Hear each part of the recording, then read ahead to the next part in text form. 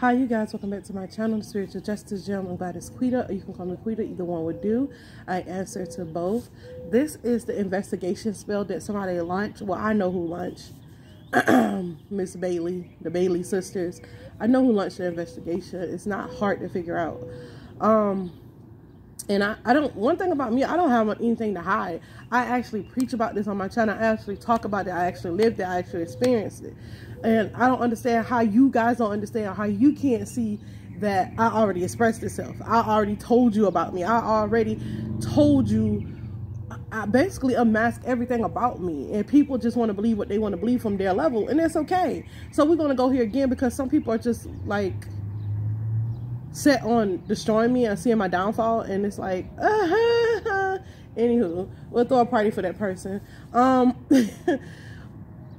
First of all,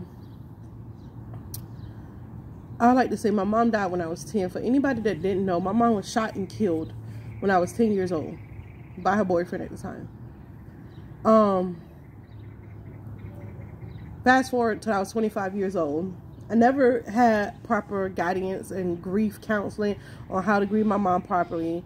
I didn't really get to go to her real funeral where her body was really at. It was a lot of stuff that played a part in me not being able to grieve my mom properly.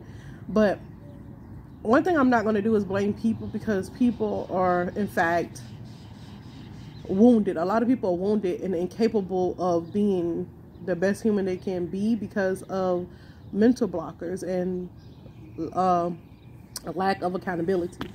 Well, I will say that. So fast forward past all that craziness. I'm 25. I'm trying to deal with life in my situation, and I'm in school doing different things in my life. You know what people do: live, go to school, go to college, have kids, raising their kids, raising their families. You know, things of that nature. And so I realized that my life had gotten crazy. Like I was confused about a lot of different things that was going on in my life. I was confused about a lot. And so I went to a counselor. And when I went to my counselor, she basically helped me through everything. And she basically already knew a lot about my situation. I don't know how, but she did. So, and mind you, I had to go to 3 or 4 different counselors before I found a good one for me. So once I did go through this particular counseling session, I went to her. She's like, first thing, Shaquita, I'm gonna tell you is that you don't have a narcissistic personality because you're the one sitting here. You don't want to ask for help. Nobody made you come here. You wasn't, you know, none of that. So I'm like, yeah, I'm just, she said, so tell me why you're here. I said, I'm just here because I really want to figure out why my life is going the way it is and what is going on. It's like nothing makes sense. And so she just started to get some background on me and stuff like that. And then I told her about the different situations in my life.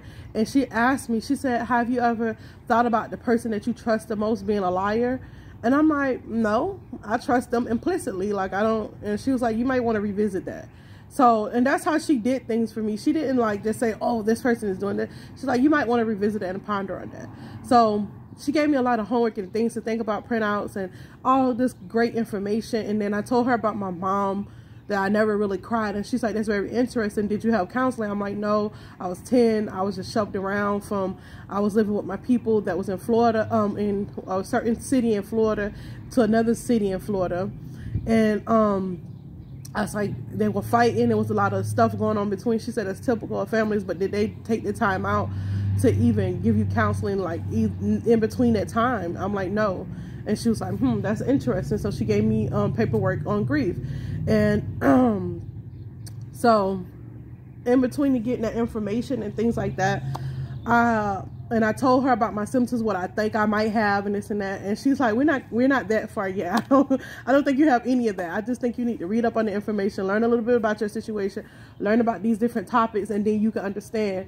We'll diagnose you after you know this information, and after you've been through a couple of practices and actually went through some things. Then we'll diagnose you after that. She said, because 9 times out of 10, people who willingly come to counseling, come to get counseling and stuff like that, they're not the issue. They're not the problem. It's the people that's in their lives that are the problem. Either they're around abusive people, they have not grieved a death or something like that. And she just kept going on and on about the list of things that could make people seem like they have a mental illness, but really don't. And she said a lot of intelligent people with good hearts really are most of the mistreated and misused people in the world. And they are the quickest to get diagnosed and don't really need the medication, and not even need the diagnosis. They just need to cut some people out their lives, and then just really hone in on different situations. And I just took her advice and I just walked through it. I was open to everything because I don't want to initiate the counseling, so I wasn't there to combat her, be rebellious against her. So I did what she told me, and I found out that the person that I trusted implicitly was a liar. That's just what it was. She was a liar, and she lied about different things, and she was doing a lot of things behind my back. So that's why my life didn't make sense at the time. So I was like, cool. She was telling me about how to cut relationships with, family members, and it's not going to be easy. You're going to have this back and forth thing. It may look crazy to outside people, but long as you stick to the plan, when you know that you've gone back in and you've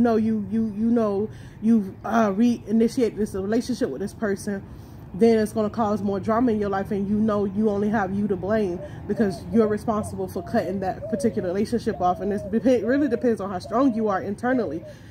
So we went through all those sessions and different things like that, and a lot of people got cut out of my life, you guys. I'm not even gonna lie. A lot of people got cut out of my life. Not only did a lot of people get cut out of my life, well, I wouldn't have a lot of people around me, but a lot of close relationships that I had with said individuals, because I don't want you to think I had a lot of people around me, but my kid's father, my sister, different relationships like that you have to maintain, was the people that I had to cut off. And that's just what it is. And even when I was in school, this became prevalent that some of my teachers was toxic too, and I just didn't want to have a relationship with toxic people. So I was still on my healing journey. I don't come on this channel and act like I'm a healer for nothing. I had to heal something in order to be a healer. I had to have been needed of healing of something. And I had to learn how to recognize toxic relationships and people and red flags. I had to learn boundaries. I had to learn, and when I say no, that means no. That don't mean, okay, if this person give me a sob story, I feel strongly I can protect myself. I can love myself. I had to learn all these things, and it didn't come easy to me. That's why I can get on this channel and talk about it. That's why I can get on this channel and preach about it. That's why I can get on this channel and be convicted in everything that I've done, and not have to be felt guilty about anything that I've done.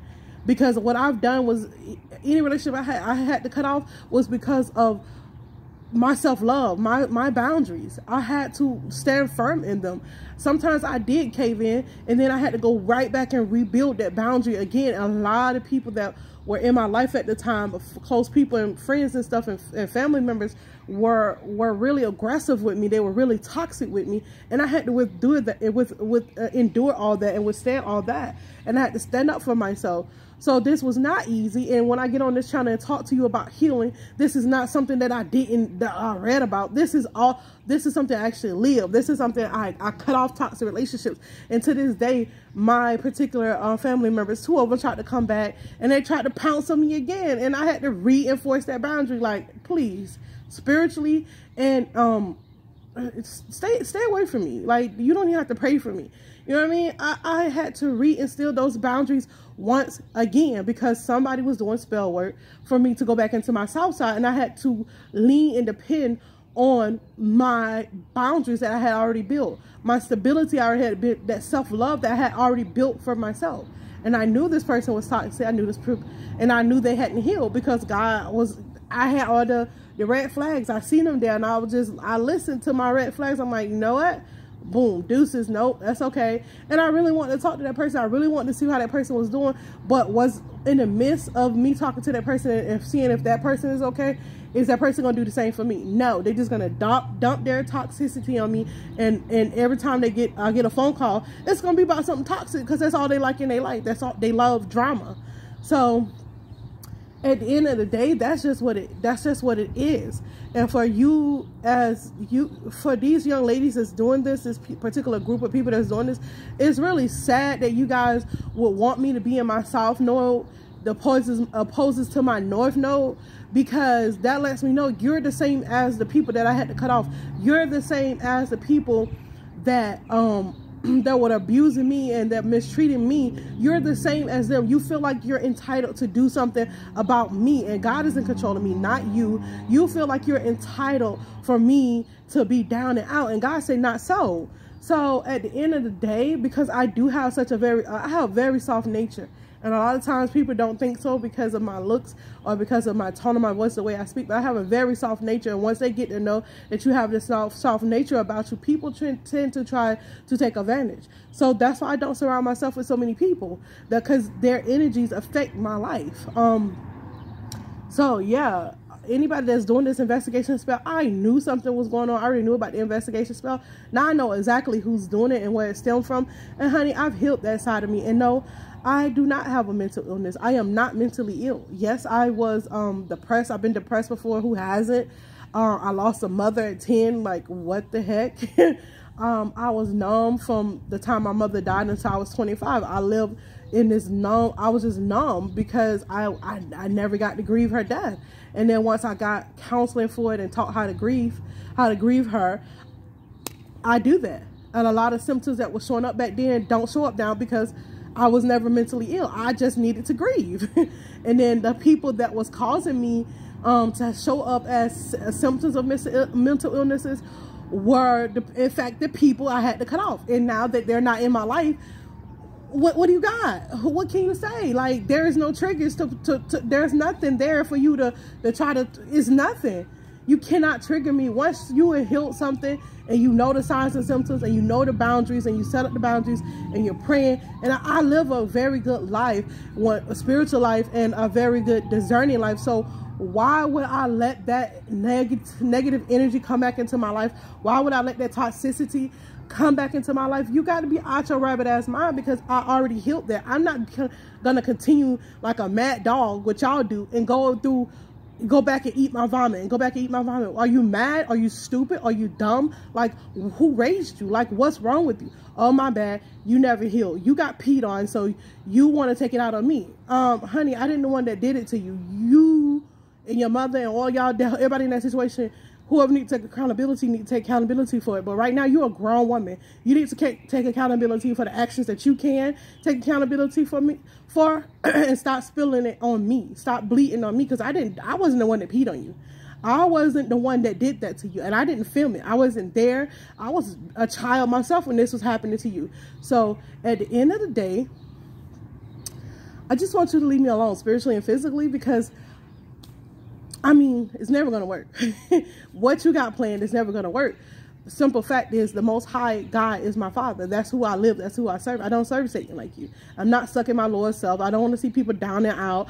I don't go around doing negative energetic work just because I can, and I want somebody to be stuck in their soft node because I want to feel great about myself. When they're in their soft node, then I can feel great. I don't live a life like that. I like to be peaceful and harmony with nature, and anything else outside that God brings into my energy field and my awareness is because the Most High God wants me to know. So at the end of the day, take your investigation spells and whatever you're doing and shove it up your ass, because I don't care anymore. Peace.